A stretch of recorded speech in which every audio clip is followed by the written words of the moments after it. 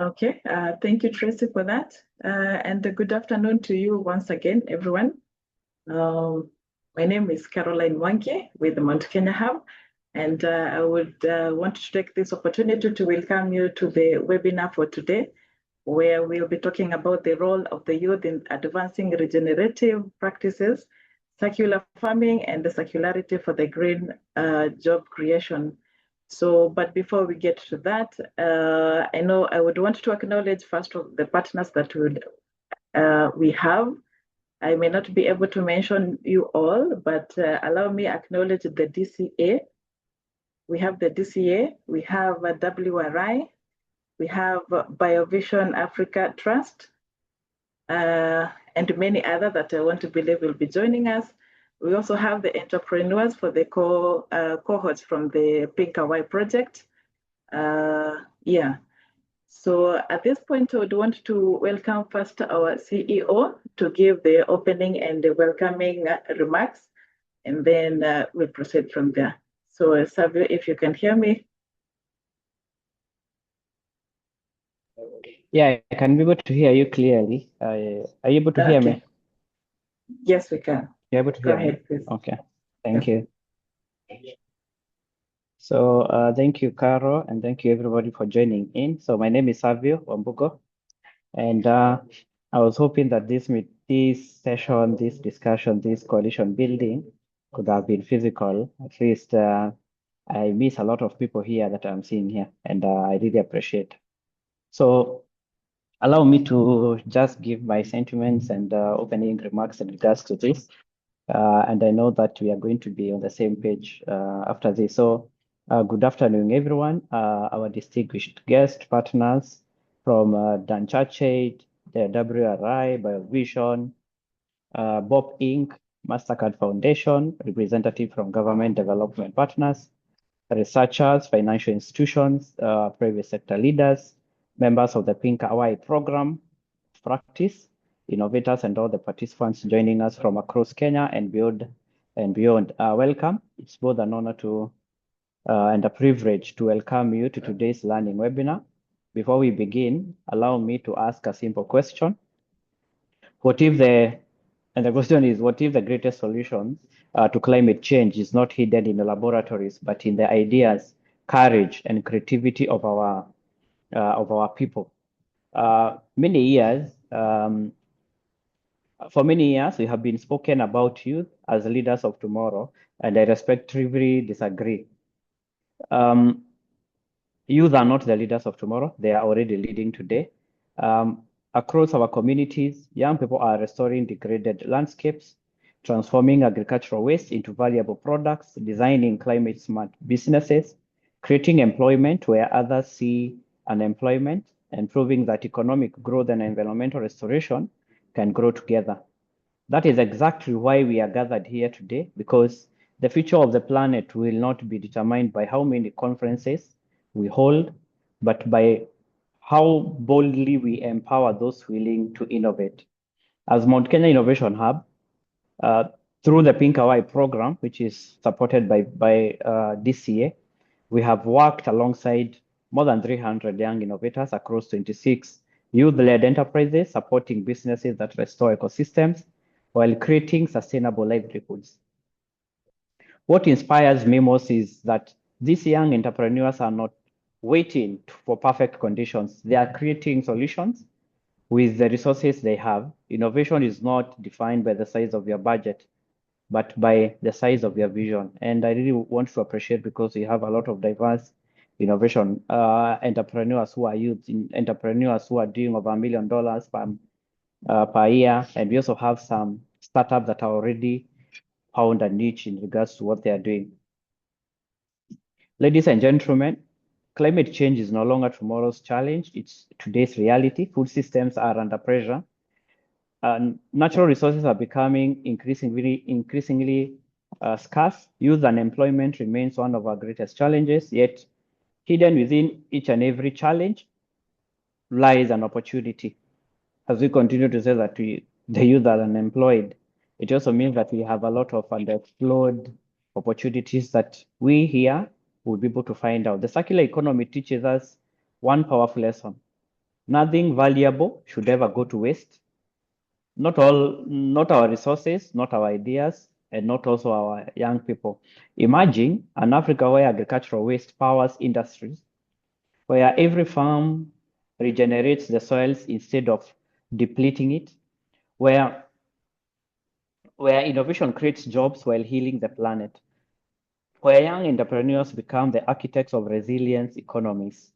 Today's webinar is an invitation to think differently, collaborate differently, finance differently, and innovate differently. The challenges before us cannot be solved using yesterday's thinking.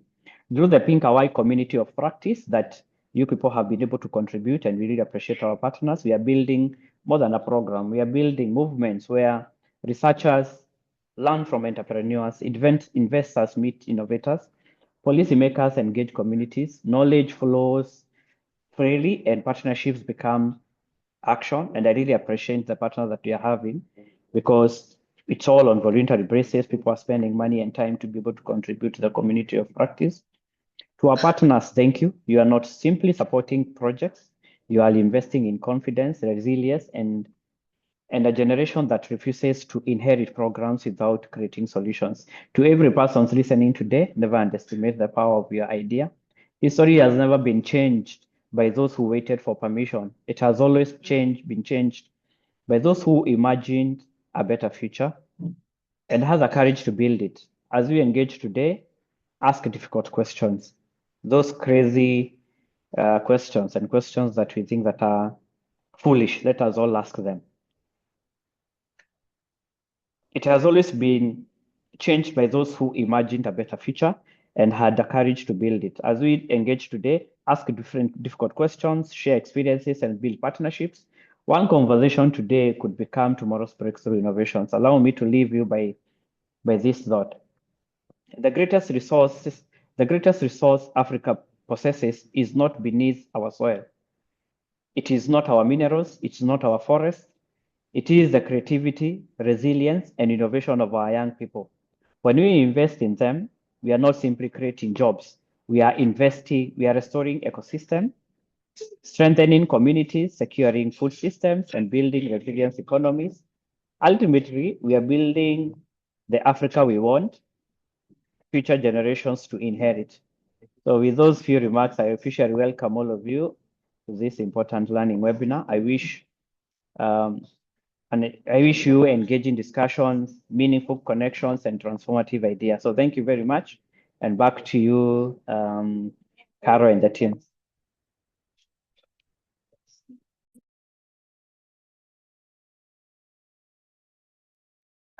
Thank you so much, Savio, our CEO, for those remarks.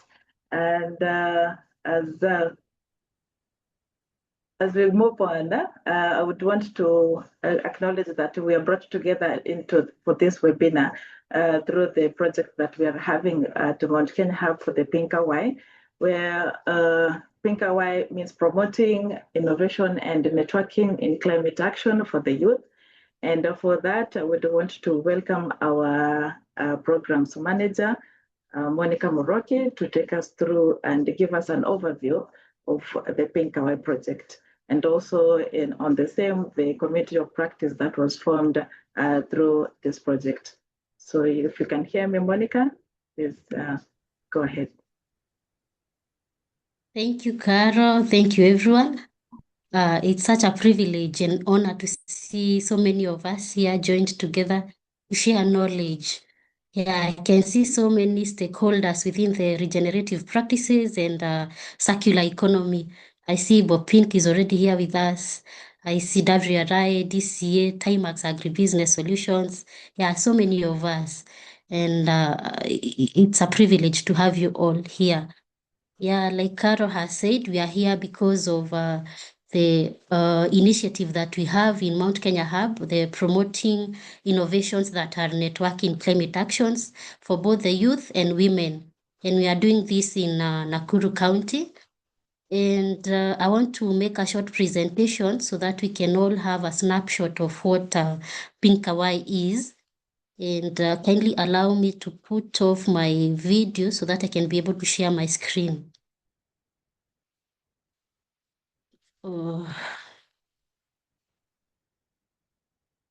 Carol, maybe you can confirm if you can be able to see my screen. Yes, yes, we can see your screen now. Okay.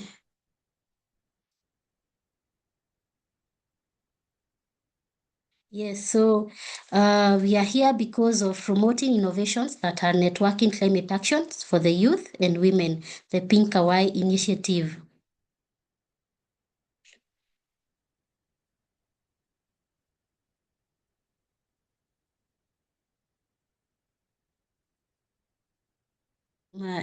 My screen is misbehaving.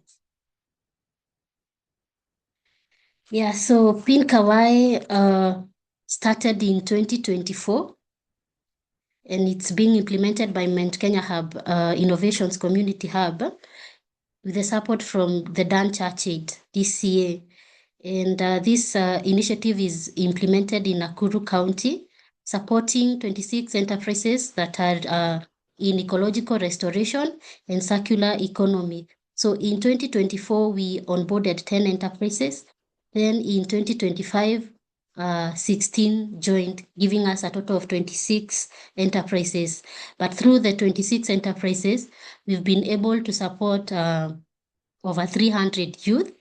And for the same enterprises, we've been able to unlock more than 650,000 USD for some of the enterprises. So in efforts to make this conversation and to reach more people who are within the circular and restoration economy, we brought together stakeholders who are within regenerative practices through a coalition building forum, which brought about 27 participants, including FAO, SNV, WRI, and the youth enterprises that we support. So from there, we were able to hold another coalition meeting as a follow-up of the one that was there in 2024. And in 2025, we held another coalition meeting, and this was in consortium with other stakeholders who are within the restoration economy. So the consortium was with DCA, MasterCard Foundation, WRI, Practical Action, and together we formed a community of practice, which was able to be launched during the last year's coalition meeting. So far, we've been able to onboard 40 stakeholders who have joined the community of practice. So during last year's coalition meeting, it was bigger than the first one, and we were able to have more than 60 participants. And as we can see from our screen, those are a few who were there during the second coalition meeting. And it is from this coalition meeting that today's webinar came from, because during that coalition meeting, we had one of our partners presenting to us a research finding, which was a study on job creation within the circular economy for food systems and in sub-Saharan Africa. So after this presentation, there was a very high interest from so many stakeholders about this topic. And that's why we have today's webinar to advance the discussion on circular economy, not only within the food systems, but also in climate resilience. Yes, we also had a panel discussion during that coalition meeting. And this is the platform that we used to onboard the members in the who joined the community of practice. So it's still open. Should there be any one of us here who has not joined the community of practice, you can scan and join the community of practice. Yeah, so it's after the coalition meeting of last year that we all together agreed to have learning sessions throughout the year and also have physical convenings during the year so that we can be able to share knowledge within the regenerative practices and circular economy, as well as provide solutions that are within us as stakeholders. Yeah, so we are still working together with the members who have joined the community of practice to strengthen it. And this is one way of strengthening the community of practice through sharing the knowledge that we have been able to gather. And we are also continuing building the capacity of the entrepreneurs that we are working with. We are doing this through coaching and mentorship, linking them with blended finance, another form of financing. And also we are doing this through collaborations with other stakeholders to see how we can replicate this initiative to other counties. Yeah, so like I have mentioned, we are here because this discussion stemmed from the presentation we had during last year's coalition meeting, the presentation we had from one of our partners, WRI, on food systems. And so I want to thank you all for joining in as I take it back to Carol to proceed with today's agenda. Thank you.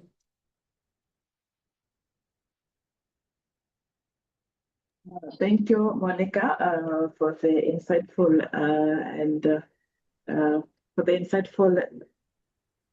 Sorry, can you hear me? Yes, Carol, I can hear you. Okay. All right, Monica, thank you for that. And at this point, I would, just as my colleague has mentioned, Monica has mentioned, through the last year coalition meeting that was held, the insights on the growing potential of the circular economy approaches in creating the sustainable and inclusive employment opportunities for the young people were discussed. We have the topic for today, where we'll have the keynote speaker that will be taking us through the unlocking of the green jobs and in circular food systems and circular economy. And at this point, I want to believe we have Dr. Chris with us from WRI. Dr. Chris, if you can hear me, the floor is yours. Yeah, Caroline, I can hear you. Okay. And thank you really for this opportunity to have to speak on one of the topics that is dear to all of us. I have a few slides which I prepared, not necessarily to bore you with a lot of presentations, but just to help me make a structured way of presenting my ideas. Allow me to share these slides.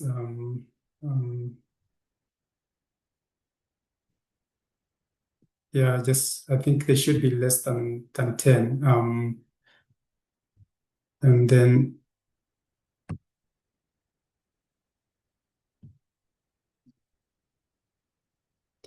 yeah, so thank you again for inviting me to speak about this topic. How to unlock jobs in circular economy, particularly in the food system in Africa.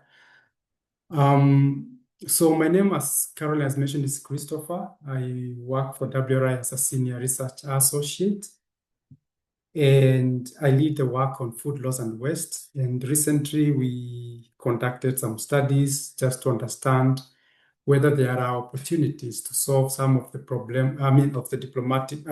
developmental challenges that we have as a country and as a continent.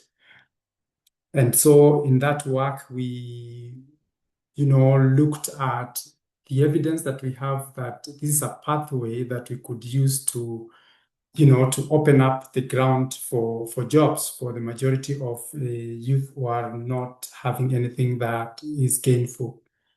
So really allow me to speak to the challenge and the opportunity that is there. Yeah, honestly speaking, we in Africa are at a very defining moment. And if you scan through the continents, the global continents, you realize that Africa is really the youngest continent in the world. And unfortunately, even having so many young people in the age of, say, 15 to 35,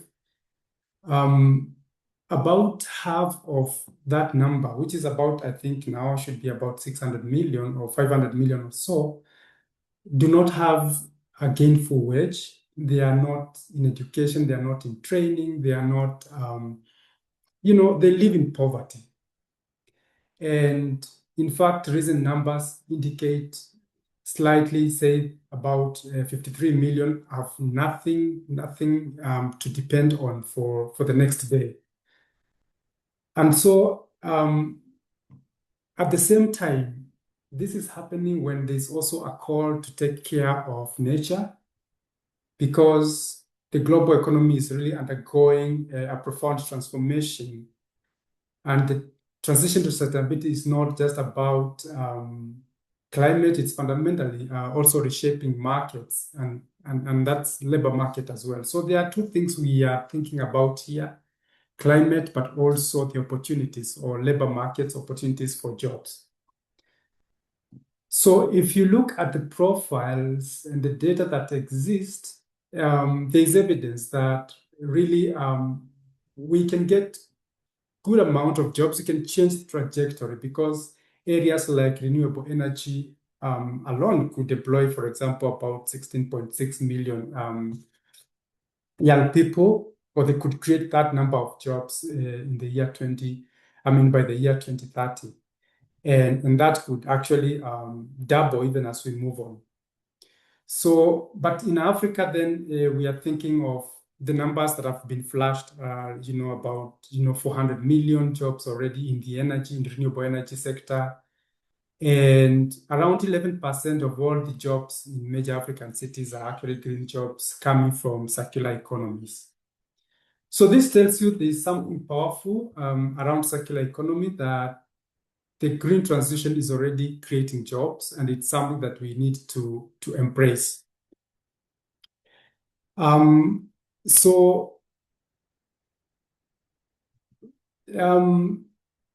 If then you dig deeper, you begin to ask yourself, then where are the opportunities for young people? Now,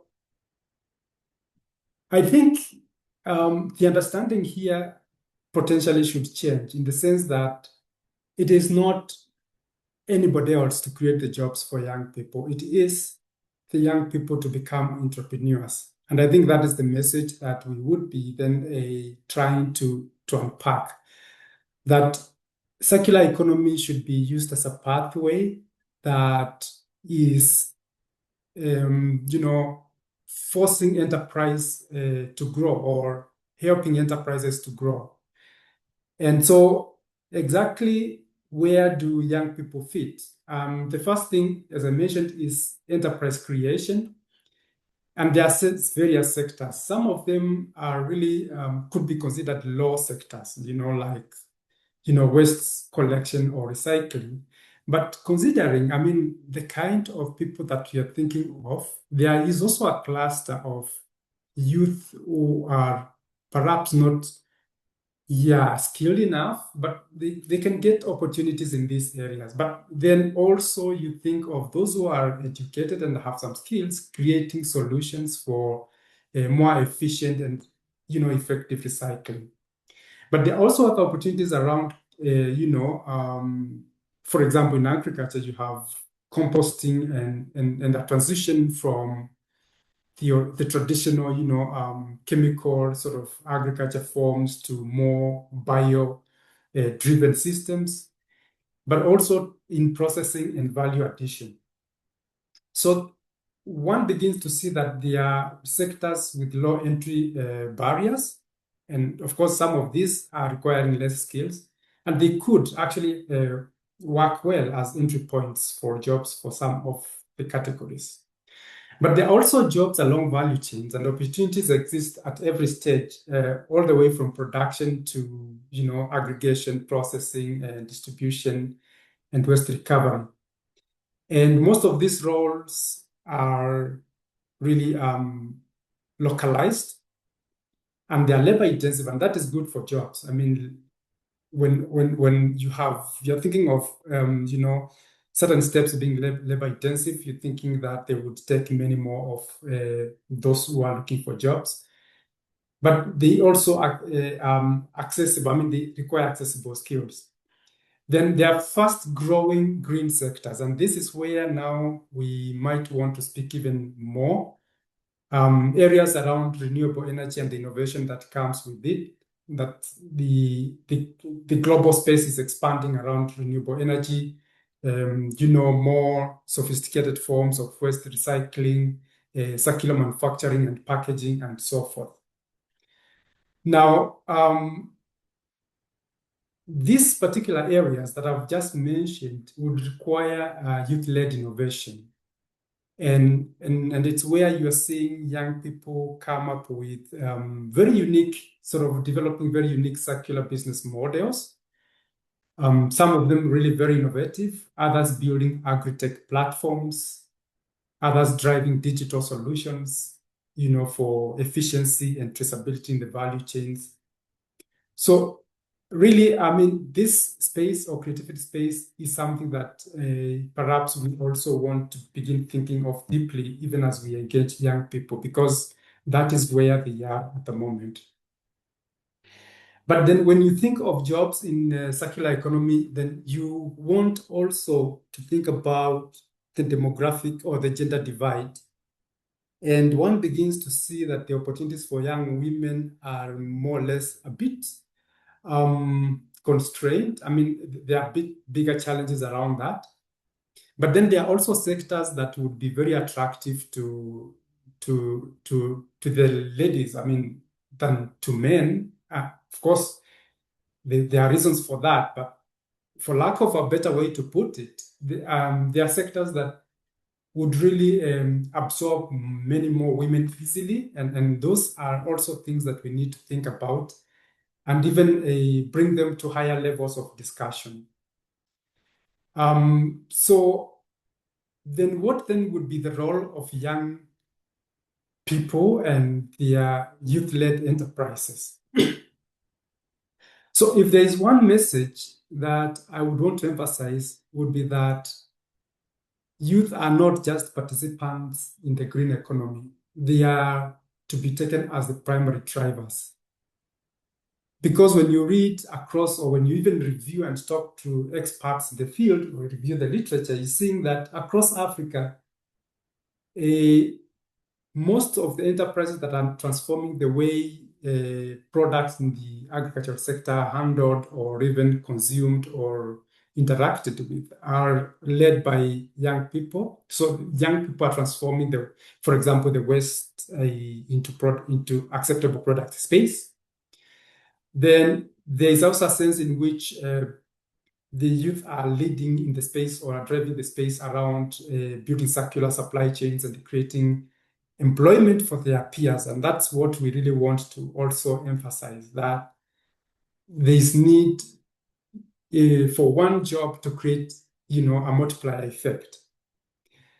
So, but there are, of course, these enterprises cannot scale alone. They will need certain drivers, particularly access to finance, but more so market linkages or development of markets and development of demand, but also a very supportive ecosystem in terms of policy.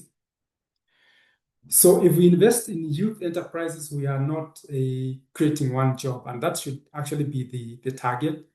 And the thinking should be that you create a job or an enterprise that absorbs or creates multipliers in that space. So I want to say something around the policy and market enablers. Because to unlock these opportunities, there are 4 things that really want us to think about, at least for now. And the first one is thinking through this concept of green value chains. And I think all of us must now begin to invest across entire value chains, thinking of green consumption. Because at the end of the day, and I keep saying this, that unless there's a market for, or there's a demand for a certain product, then any enterprise will not thrive. And therefore, the idea that you can have green value chains without supportive markets or without a strong component of around green consumption, then that might be overstretching the thinking, and therefore a bit of investment is needed around incentivizing that green consumption. It's not just for physical consumption, I mean, of like food products and so forth, but utilization of things that are green in the manner of definition. Then the second enabler is around access to finance. And I think the previous speaker spoke about blended finance and other forms of finance that are attractive. But also, let's begin to think that there's a role that public sector can play to de-risk investments by young people. Well, I mean, for now, we can call them private investors. It is not easy, I mean, to break even in circular economy in some forms. I mean, it is possible, but in others, it might take a little bit more energy in terms of the thinking and investment, energy for that matter. And so we're thinking even in terms of the engagement that we would do with the public sector, be it the national governments or the local governments, to de-risk some of the investments by having policies that, for example, make it easier for certain businesses to kick off or to grow. And that policy is not necessarily at the production end or the lower levels. It could also be at the supply side, where we begin to see investments around mainstreaming procurement systems and so forth. Then the third enabler that I'm thinking about is this idea of skills development around either, skilling or reskilling and upskilling. And in most cases, I think the thinking has been that you could do training and then somebody becomes ready for a job. I think it's not really possible. Maybe it is in some cases. But then we need to grow the thinking around how then we can have mentorship schemes around the skilling. And here we could also think, and this could be tied to policy in the sense that established enterprises can become mentors for budding enterprises.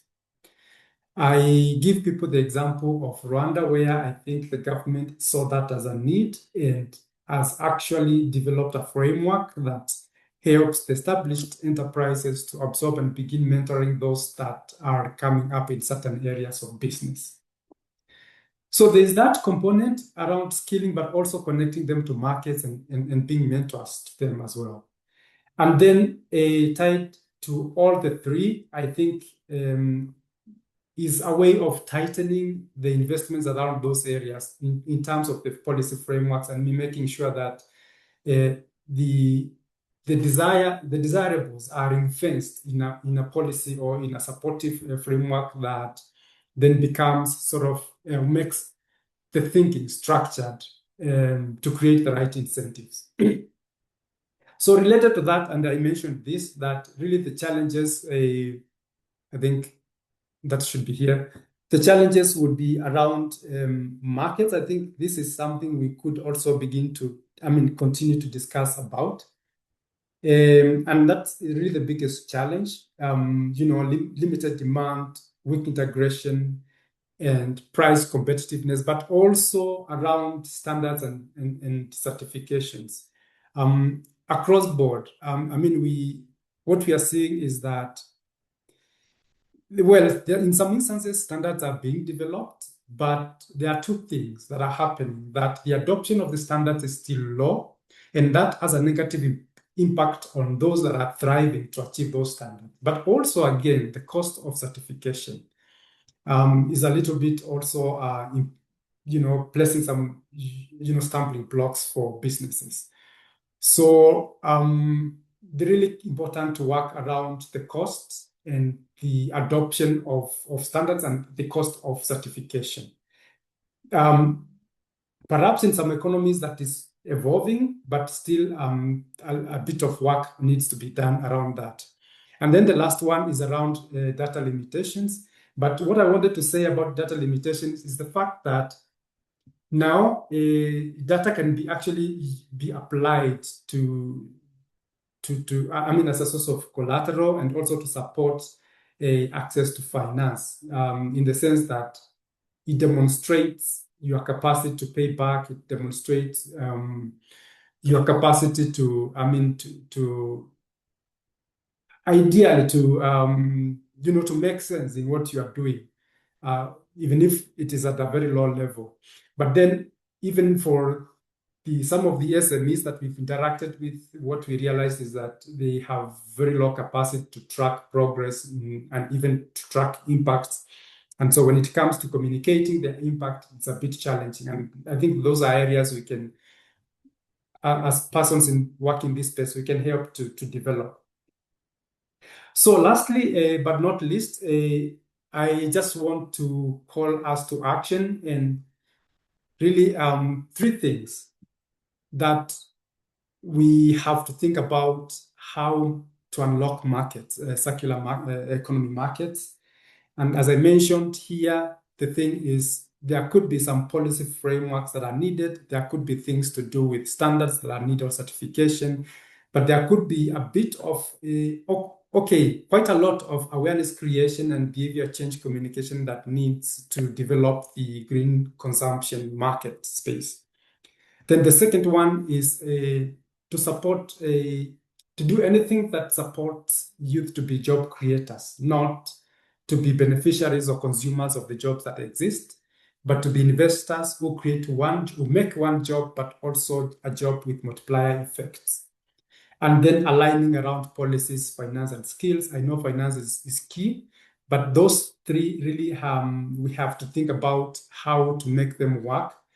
And potentially, where you have more than one policies, think of how to make them easier, or to speak to one thing that really we want to achieve, and that is create jobs. I would stop here for now, and then of course I mentioned that these are only points to help us excite our thinking, and we can take them forward in terms of or in form of further discussions. Thank you very much.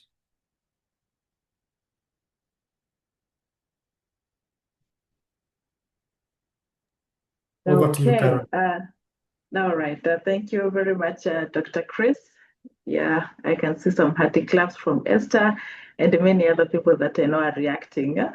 Yeah, thank you so much. And I must say, we all agree, even as our first speaker had mentioned, our CEO had mentioned that the youth are not the future, but the present. And I see with all the ideas we get from Dr. Chris, as he had mentioned, that we have opportunities for the youth, and most especially that we should take, the youth should take the opportunities to their hands by being the entrepreneurs and creating those opportunities for themselves. So thank you so much, Dr. Chris. And should anyone have any question, kindly you can type on our chat box or maybe raise your hand, and then we'll give you an opportunity to ask. And Dr. Chris can answer. So if anyone has a question, kindly raise your hand or type on our chat box. Anyone?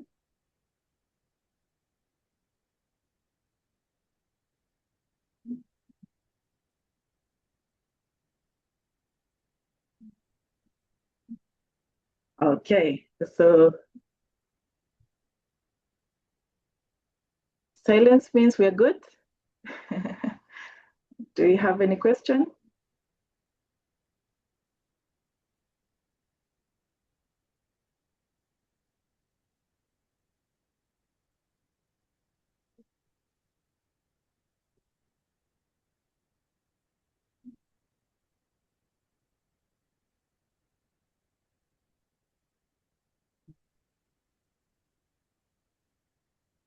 Okay, all right then.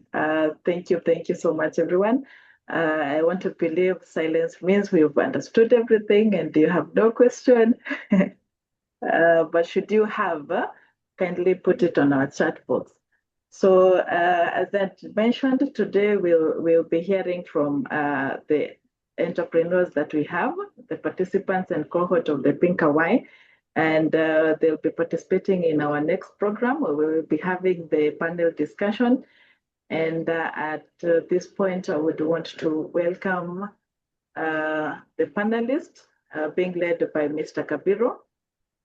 Mr. Kabiro from WRI also.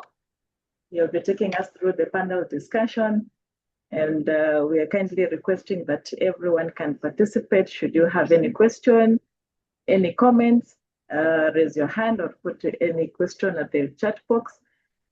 Yes. So at this point, I would want to welcome the panelists, starting with Samuel Kabiro, and then he'll be welcoming the rest of the panelists. Samuel, if you can hear me.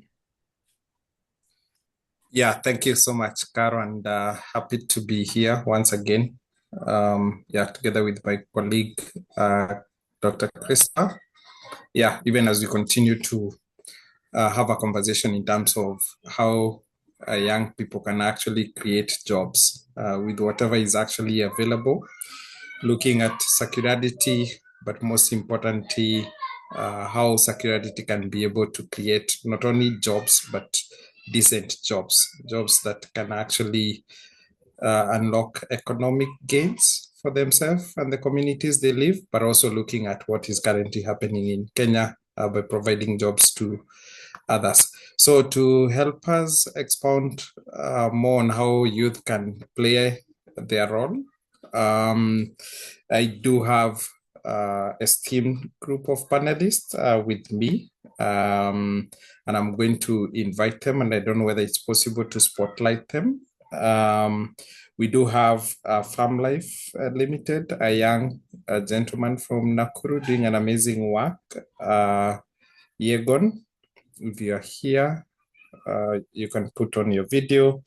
We do also have Van Green, led by Maureen, another amazing company in green energy, based somewhere in Mogotio, the last time I checked, Maureen. And then we do have Timax, which is a technical assistant provider working closely with enterprises in circularity as well. We do have Sami Karaoke, and also we do have Bop Inc., an ecosystem player supporting a lot of enterprises in the sector. And we do have Patrick Sigay. And I would also want to believe we have the hosts, or rather the sponsors of the program, the Danish Church Aid, either Joanne and John. So that's group of panelists. Maybe to start us off, it would be nice to start with an introduction, but out of curiosity from the panelists, do you see circularity providing jobs to the youth? Let's start with John Riongo from DCA. Good afternoon, everyone. I hope you can hear me. My name is John Riongo. I am the project coordinator of a project that DC is running here in Nakuru and Nyandarua County. It's called From Loss to Value Creation, where we are supporting in terms of reduction of food loss and waste, and majorly we are supporting the export vegetables. So in this space, I'm happy to be here because we speak more about how we can be able to reduce food loss and waste. And also now we do a lot of consideration in terms of circularity and what is it that we can be able to do to minimize, especially the resource loss. I think the previous speaker said that anything that is valuable should not be lost. So Samuel, as you have indicated, or the question that you posed to us, is there opportunity in terms of circularity? I would say huge opportunities. This is where we have not fully exploited in terms of the potential that is there. And if this is looked at from an innovation point of view, there are so many things that can be done. And we can be able to create a lot of jobs for youth and also other value chain actors. In a new way that can be very attractive to our youth. When we think about these problems that Chris presented to us about our youth and the problem of unemployment, we need to be asking ourselves, what is this that can be able to attract the youth so that they can be able to come in first to create jobs, but also now to employ themselves. And I think the circular economy provides very good opportunity for that to be done. Yeah, thank you. Yeah, thank you, John. Sami, maybe you can introduce yourself and maybe answer a question. Do you see an opportunity for circularity to create jobs to the youth? Yeah, thank you so much, Samuel, for having me here. I hope you can hear me. Yes, we can. Yeah, so my name is Sami. My name is Sami Kariuki. I'm working with Timax Agribusiness Solutions, an agribusiness consulting company that supports and work with, among others, SMEs in the agriculture and also security space. And we're really happy to be here. So I think to respond, I would say yes, actually, absolutely. There are so many opportunities, when you look at security, and it can actually create very practical jobs and enterprise opportunities for young people. Because when you look at it, it turns what we normally call waste into economic value. And of course, from our work, we've seen, young people build businesses around composting, organic fertilizer.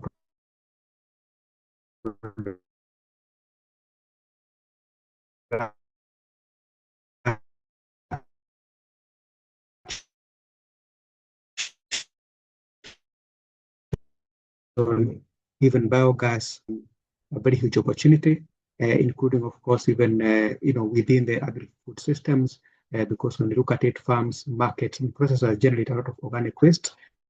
And so in that space, if you were organized, then we're able to turn that waste to become fertilizer, energy feed, soil conditioners, or products.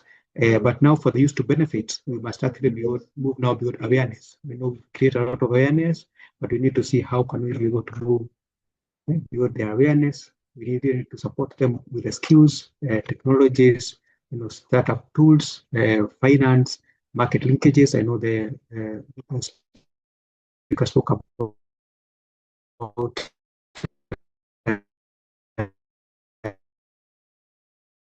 impact of markets. So how can we support them with market linkages and also information?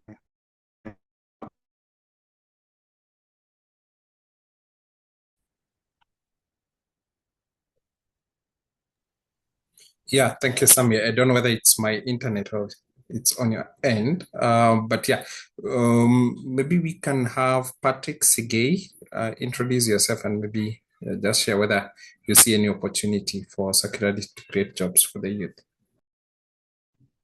Yeah, thanks, Sam. While you were speaking or introducing me, I saw an opportunity, not just for circularity, but also for the productive use of energy. You saw me going back from this end. And it tells us that we need some serious backup when it comes to energy as well and for productive use. I align with what Dr. Chris mentioned on the opportunities for the youth, and I fully subscribe to the suggestion already that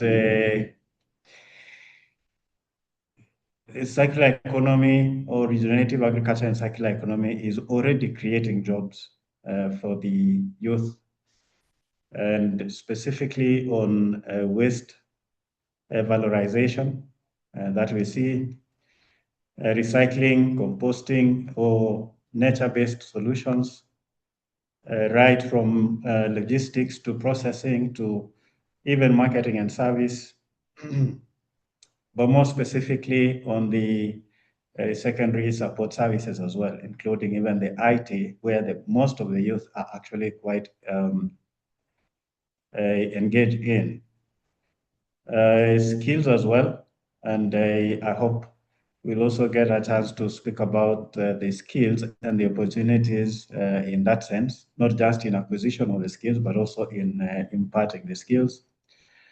But I also would provide a rejoinder that indeed there are quite a number of opportunities in regenerative agriculture, in the circular economy. But of course, we need to do more, so that apart from the finance, apart from the linkages, apart from the policy that Dr. Chris mentioned, we also would need to work on 3 more things that I feel are critical. One is on the mindset, the attitude, and the behaviors. The other one is on influencing the way resources flow, or what we're calling the resource flows, and also in the way the power is playing within the ecosystem. So how can we be able to manage the power to be able to influence, to decide on the resources, and to allocate resources? So yeah, just to mention that PINCA-Y is my other name apart from Patrick. So you can use that interchangeably, and working for and with BOPINC. BOPINC is an acronym for the base of the Pyramid Innovation Center, based in the Netherlands, but we have regional offices in Kenya, Ethiopia, Nigeria, and also in Bangladesh. And our role specifically is to work with the private sector to create, to communicate, and to deliver value to the low-income consumers and the low-income producers. Basically, that is who we are. Thanks, Sam. Yeah, thanks, Patrick, for that introduction. And I'll come back to you in terms of what is it that we need to do more. Very good points right there, which we may want to expound, but I'll come back to you. So let's get to hear from the youth themselves. Maybe we could start with you, Yegon. Feel free to introduce yourself and also just briefly mention what you do. Yeah.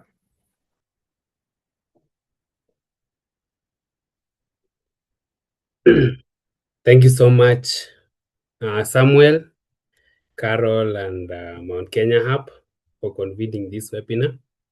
My name is Yegon Philemon. I'm co-founder and CEO of Farm Life Health Services Limited.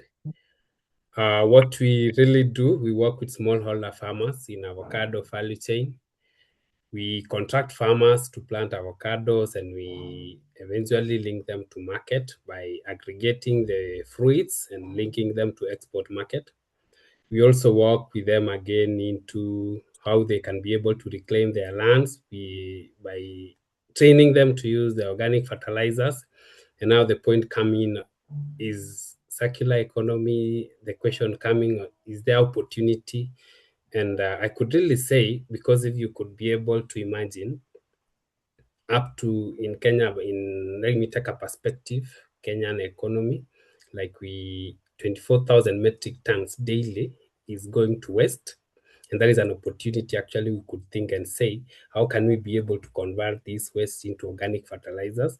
As we have practically been working with these smallholder farmers, and we are seeing the challenge actually about the degraded land, because majorly about up to 65% in a landmass in Kenya, the land which is arable is degraded. And it's an opportunity again to say, how can we now convert this a lot of waste up to 8.8 metric tons per year, million metric tons per year? How can it be converted to be an opportunity? And I'm seeing that is an opportunity, and it lies between us, even as the champions for PINCA-Y, being the cohort of this good program. We have a very huge opportunity as us, and also for the rest of the team joining the sector. And we could say it's something just to tap it and be able to make it practical, by able to engage it with farmers, and also be making how can we be able to generate income out of it. So in taking into perspective for us, we started in the year 2020, and so far we've been able to make some very huge milestones, and we are seeing ourselves in the next 5 or 10 years, we will be huge, and also our projects can be able to be scaled in other areas, and also we can be able to see it's making some good progress. So there is a huge opportunity. Yeah, thank you so much, Yegon, and we'll come back to ask you how many jobs you have been able to create. I know beside the avocado, there's the other aspect around restoration in Mao. There's a bit aspect around regenerative agriculture that you're doing, but we'll come back and you can tell us how many jobs you've been able to create. But Maureen, you are the center of circularity, and maybe you can take this opportunity to introduce yourself and also the business model that you're involved in. Maureen? Thank you, Samuel. Hi, everyone. My name is Maureen Birir, and I'm the founder of Van Green Enterprise. Van Green Enterprise is a youth-led social enterprise based in the intersection between Nakuru and Baringo County. And what we do mostly as Van Green, we transform agricultural waste through a process called pyrolysis to form the waste that you're using mostly is maize cobs and coffee husks and other crop residues.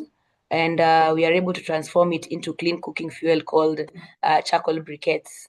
So I can say, like, for Van Green, through our circular economy model, we are able to convert waste that would otherwise have been burned by farmers after they are done harvesting, which would have otherwise have created pollution into the environment or dumped, and we are able to create a renewable energy product.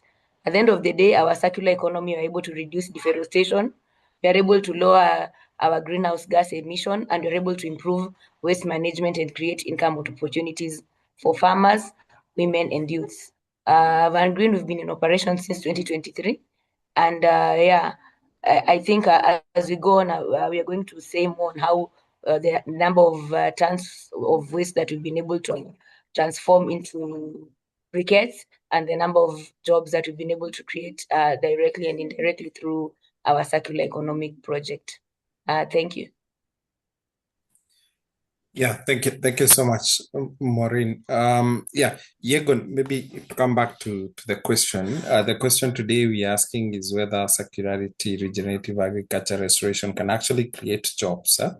Maybe from your experience or the traction that you have as a company, have you been able to see jobs coming in? How many people have you been able to employ? And maybe a follow-up question would be, what are some of the challenges that you face even as you continue to run your business from a circularity to regenerative point of view? Yegon? Okay. Thank you so much, Samuel. To go straight to the point, since we started, actually, we started going into momentum starting in the year 2023. And if we go back and look at what we've impacted, most directly and indirectly, and directly, the jobs we've created 414 jobs. And the full-time jobs is, we've created 31 full-time jobs, whom they've stayed within our company for more than 2 years. For the other 414, it's coming around 396.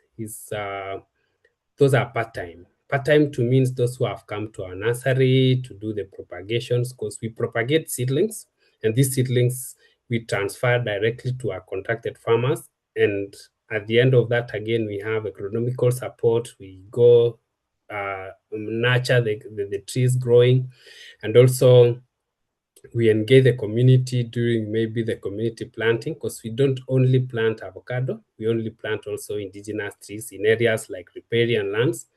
Like last year, we planted in some areas around Elbagon, we went to Turi, we come to this side of Njoro, Bahati. And what we really meant and what we really saw as by the community, which has really been interacting with them, and majorly youth and women, because if we see the sides of the nursery, we engage so much more women. When it comes now to harvesting of fruits, we engage some boys. We call them the field team, who usually they've mastered the art of picking the best fruits for export. Maybe in these sides of Bahati, in 1 week, maybe we could be able to engage around 10 of them. Alafu, in the one region we go, maybe in Njoro, we engage others. And also during planting, say for instance, we are doing mass planting. Like the other week, we were in Marindas. There is a project where the Ministry of Environment, they are doing mass plantation, but mostly they are mixing the restoration with livelihood improvements. That way the beehives being given, and we are part of the program whereby we issue the seedlings to farmers and also to the people around the area. So we've also adapted a region, and in most cases whereby we do such activities, people joined us maybe for a period of 1 or 2 weeks, and the numbers really has been, and we are projecting to make even more impact, create more jobs, and also being able to get direct impact. So if you go to indirect, we really remember these people, maybe they go have their families, and also they have some other activities. Because for instance, when we are going to get the seedlings to the nursery, from the nursery to the site, and also maybe transporting, we get transporters to do the same, loaders and offloaders, and that way again we are touching in one way or the other. And so green jobs really has a lot of, it really employs, it really has an impact with the economy. And also we are seeing we are contributing more.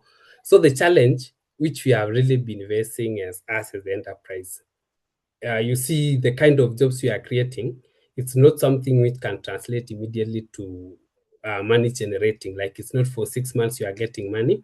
So it's something we need a patient capital. So it has been difficult maybe to get the finance. So if we can be able to get a patient capital to enable me propagate 1 million seedlings, and we wait for 3 years so that I can get the first fruits, so that I can sell and repay back, it's something we can discuss. And also we see the people we are really interacting with, they are smallholder farmers, and they are really at the back end. Sometimes, like now, most of the farmers you are dealing with, their areas was affected by frost just recently, and most of the crops are dying. And now you see the person you've agreed with them. So the cash flow is the issue. That's part of the challenge, because the people we are dealing with doesn't have a constant cash flow. It's not someone who has a payroll, so that every month they'll be getting the paycheck. And also the uptake. Most of the people see this business as but not a business per se. They want maybe white collar jobs. Maybe you can get someone who is learned to come from Nairobi or come from a town area to come to Mau region to go plant some things, some seedlings. They see like it's not something which can be. So there's been some challenge, 1 or 2. Yes. Yeah. Good. Thanks, Yagon. I think that's well put. And indeed, we can see evidence in terms of job creation, 414 jobs already created. And I can imagine if many of you can be supported, how many more jobs we can be able to create. But you did mention in terms of the challenges, mindset shift really needs to happen. And I know, Patrick, you did mention that while we know there is jobs, there is more that needs to be done. And maybe Patrick, you can come in and expound more. What did you mean by we need to change our behavior? Maybe you could speak to that and link to what Yagon is mentioning about shifting mindset. Yeah, Patrick. Yeah, indeed. Indeed, Sam. One thing that we have witnessed and believe in when it comes to systems transformation is the fact that there are quite a number of interrelated components or pillars then in that sense. So within the mindset, there are quite a number of things. One, it is actually attitude towards work. Recently, you've seen some memes about how the younger generation is perceiving work.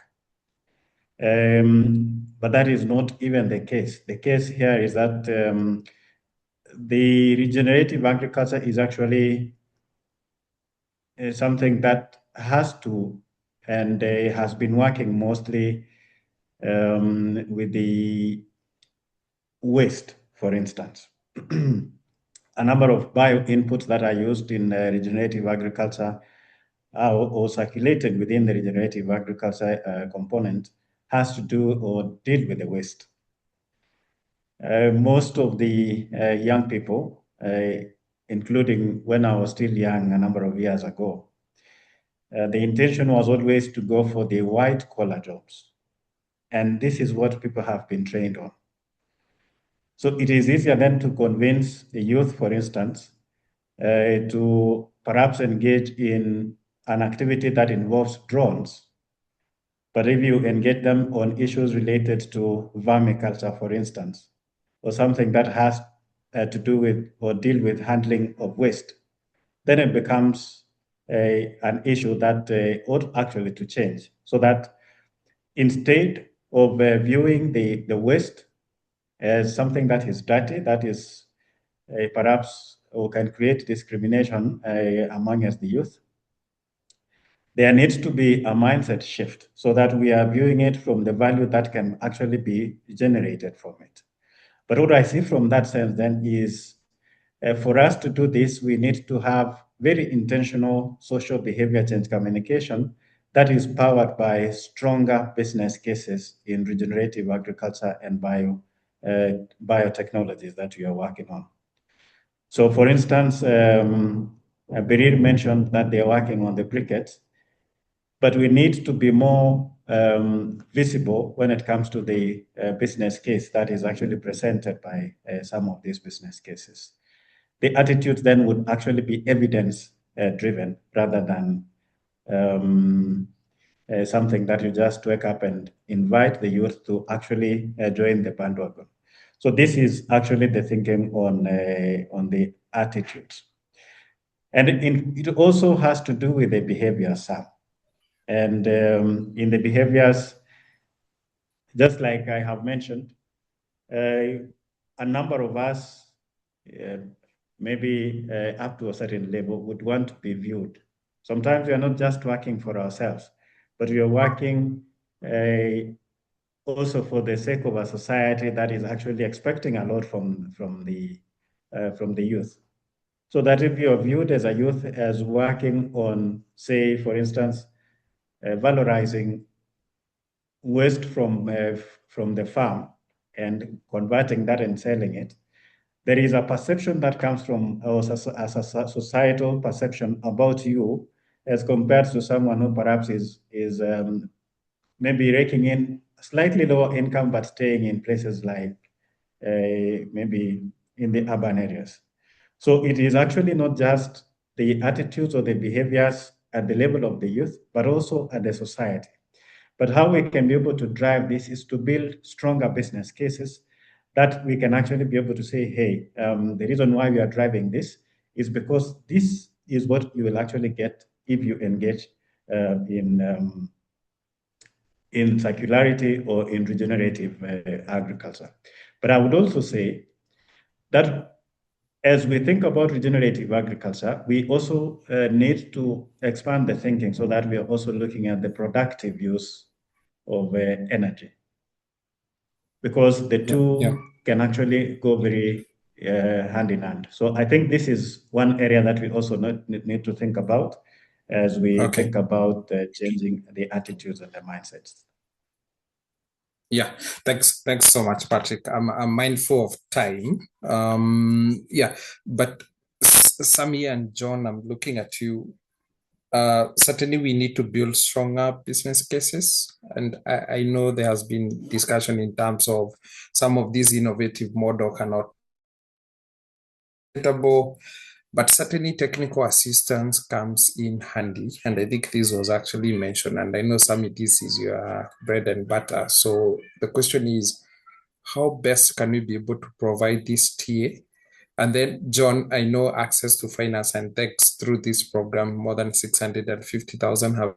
So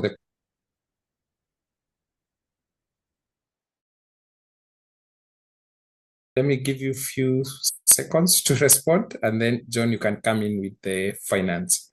Yeah, Sammy. Yeah, all right. Thank you so much, Samuel, once again. Yeah, so I think, as you've said, we've seen there are so many technologies out there that actually young people are able to uptake and take them to the market.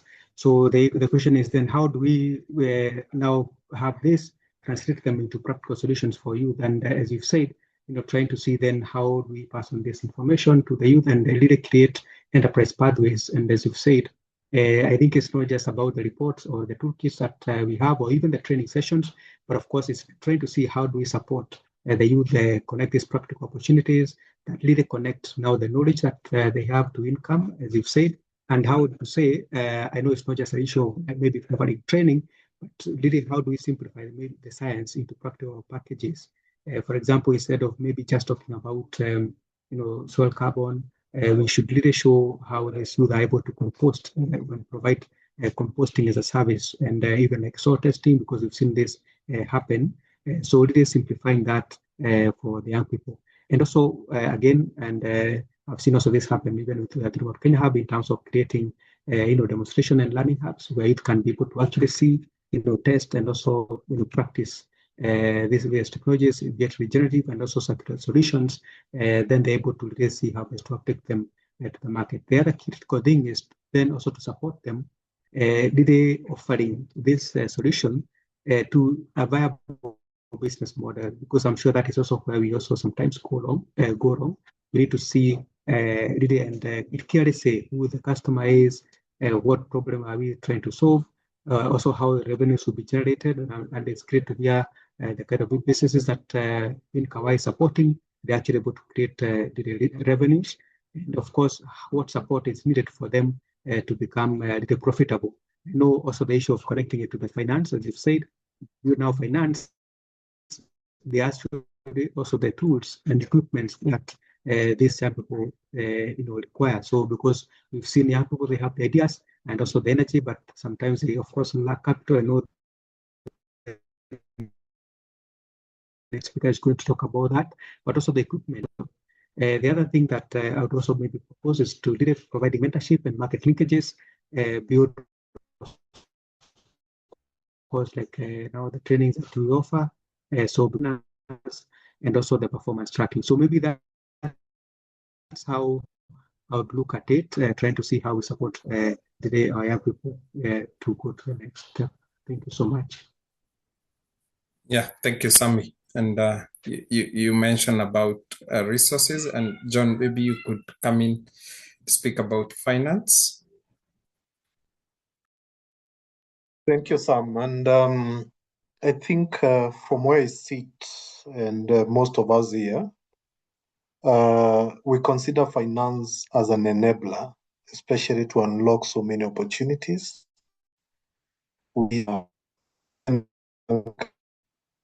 And what majorly we are speaking in terms of circular economy.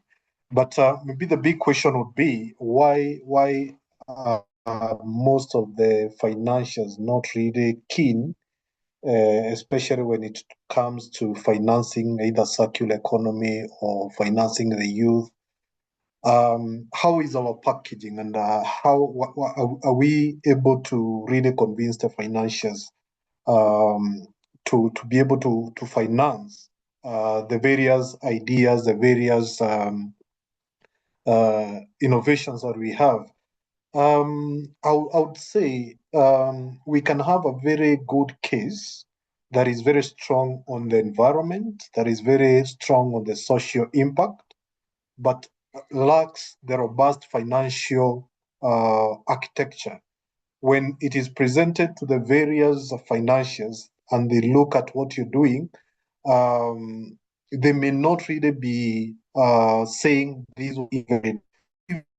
Even as we continue to working in this area, we need to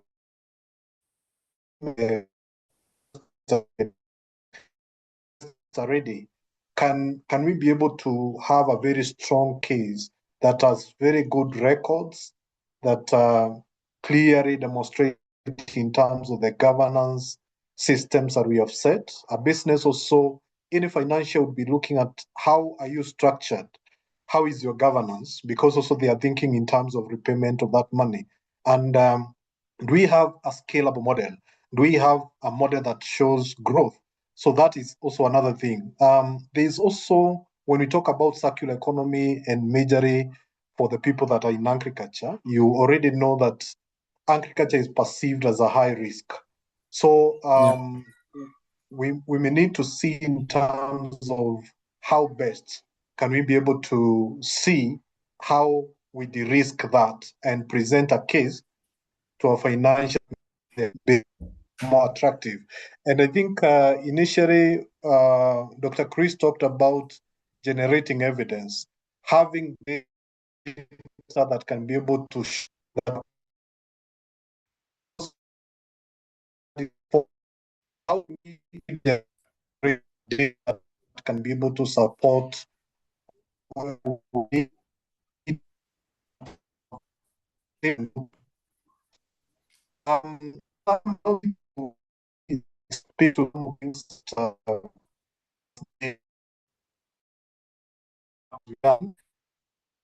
because we've seen there is need for finance, and sometimes the investors are not ready, the financiers are not ready to really invest in these kind of enterprises. We have come up with different models, and we have been looking at different approaches on how we can be able to enhance financing of these kind of innovative intervention and enterprises that are coming up. One of the things is having catalytic grants, where now you catalyze, you ensure that, yes, this business seems very promising. Can we be able to support that business to a level that now they will be investor ready? But also now thinking about aspect of blended finance. And blended finance here, we are talking about the various financial or in the pot to reduce the risk and ensure that the investor they are accessing the finance, but in a very affordable way. They're able to get that financing in a very quicker way. So trying to see in terms of different, I think about patient capital, impact investors. Those are the things that we bring together, especially when talking about blended finance, so that now the risk or the burden with that.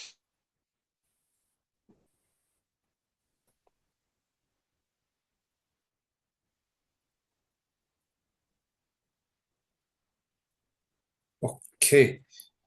Thanks, John. Sorry, my internet is misbehaving. But yeah, well noted, and certainly quite a lot that we can be able to discuss in terms of how do we de-risk some of these innovations as well, especially for the young people. Perhaps we could have another conversation around that.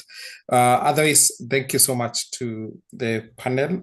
This was more of an intro in terms of what really needs to happen. My understanding is that there is more in-depth conversation during coalition meeting where we are able to deep dive on some of these topics. But from this conversation, what I have been able to get is certainly there is an opportunity for young people to be able to create jobs in circularity, generative agriculture, in restoration, as well. And we have seen evidence that 414 jobs that Farm Life have been able to create.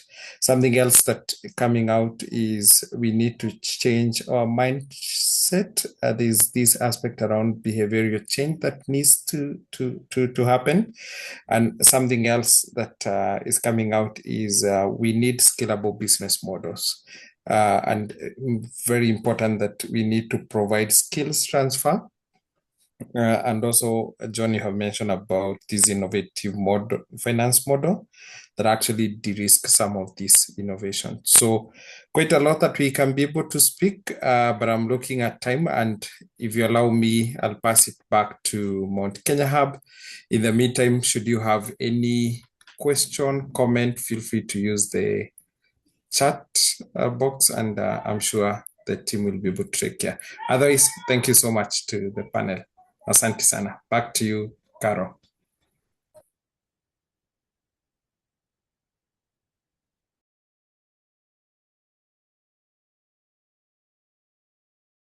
Right. Thank you so much, Samuel, and the rest of the panelists for your participation. That was quite a valuable discussion that we had, and an interactive one. I was hoping we could get some questions from the participants that we're having today. Anyone? Do you have any questions? Feel free to use the chat box.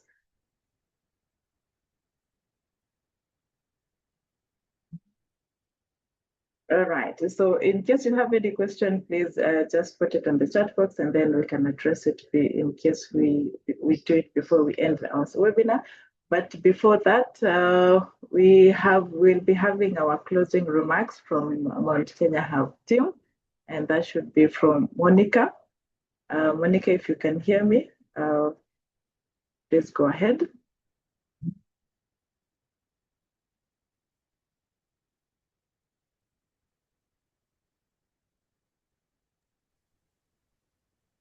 Thank you, Caro. I see something in the chat box. I don't know if you should address it first.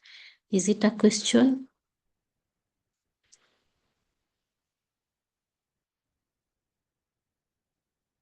Can you see it? I saw something from Coupon.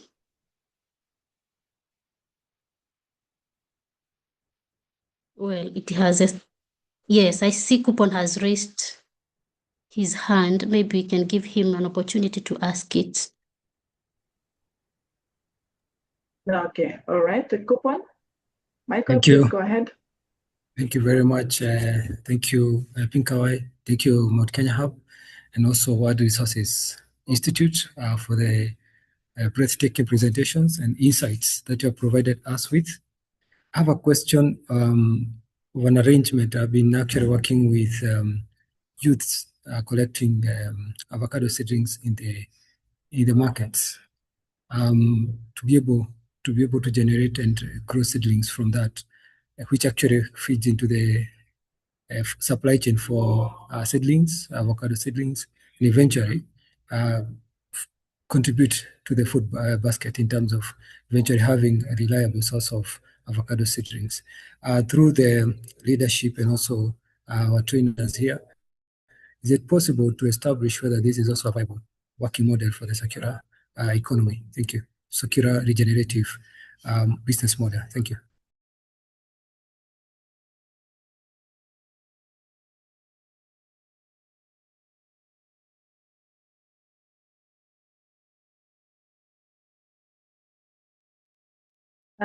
Thank you, Michael. Anyone with another question? Maybe we could combine the questions.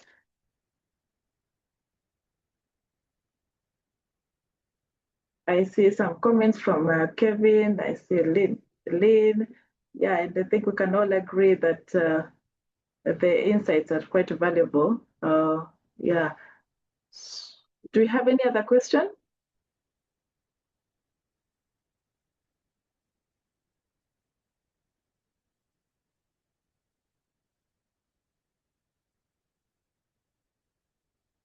Yes, Caro, I see like there's another question in the chat box from Kevin Opudo, saying that there are many young people who are interested in climate smart agriculture and sustainability, but they often lack access to financing, technology, and markets. So he's asking what practical strategies and partnership models have proven most effective in enabling youth-led regenerative agriculture and circular economy ventures to scale and create sustainable green jobs in rural communities. So maybe I can throw this question to the panelists, Abiru and the team, to address the two questions as we keep checking for more. Yeah, thank you, Monica.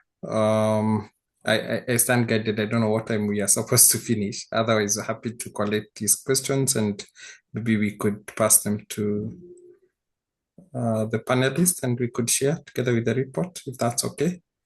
Yeah, thank you.